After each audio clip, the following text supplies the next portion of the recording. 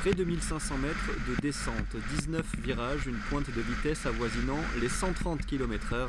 La piste olympique de La Plagne a accueilli pendant une semaine les équipes de France, d'Italie, de République tchèque et de Monaco de bobsleigh. Une semaine de test en vue de la prochaine saison de Coupe du Monde où les différentes nations présentes ont pu travailler sur l'évolution des matériels, notamment les patins, et où les pilotes ont pu affiner leur trajectoire. Ces derniers dirigent un bolide de 220 kg qu'ils pilotent grâce à 2 cordes qui commandent un palonnier.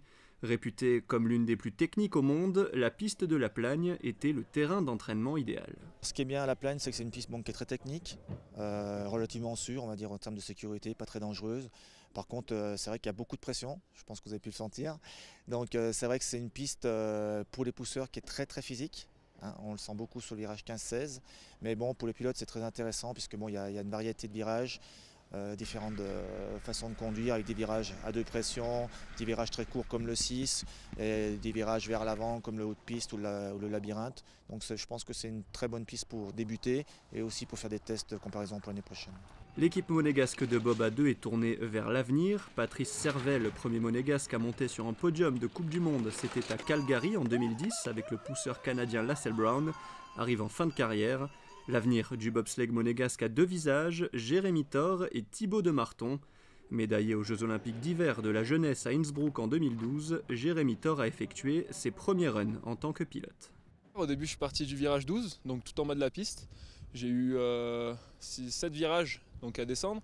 C'était plutôt simple, pas tellement de vitesse, donc je montais pas tellement dans les virages. Mais là, maintenant, une semaine après, partir du haut, c'est quand même différent et c'est vraiment pas mal. Il y a beaucoup d'adrénaline qui monte. En fait, on pense pas tellement pendant la piste, c'est plutôt après où on se dit voilà, là je suis passé là. Là j'ai fait une bonne descente.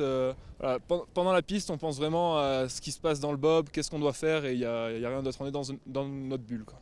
Avant la descente, le pilote effectue un travail de track walk, une reconnaissance de la piste à pied, où il effectue des repérages, s'arrête dans chaque virage de la piste et prend des informations concernant les trajectoires.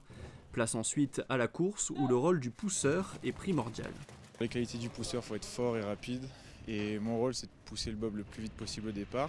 Et après, c'est se positionner dans le bob le plus bas possible pour avoir un bon aérodynamique et une bonne vitesse dans la piste. C'est un effort intense sur une très courte distance, un peu comme les starts en athlétisme.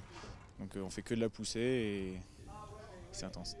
Jérémy Thor et Thibaut de Marton, un tout nouvel équipage donc, mais aussi un duo ambitieux. Je savais que c'était ses premières descentes en tant que pilote et La Plagne est une piste assez compliquée et technique. Mais il s'en sort plutôt bien, donc j'espère qu'on fera un petit bout de chemin ensemble. Et c'est à travailler et je pense qu'on peut faire de belles choses, pas tout de suite, mais avec beaucoup d'entraînement et de la patience, on peut y arriver. Y arriver, cela veut dire se rendre en Russie en 2014 pour les Jeux Olympiques.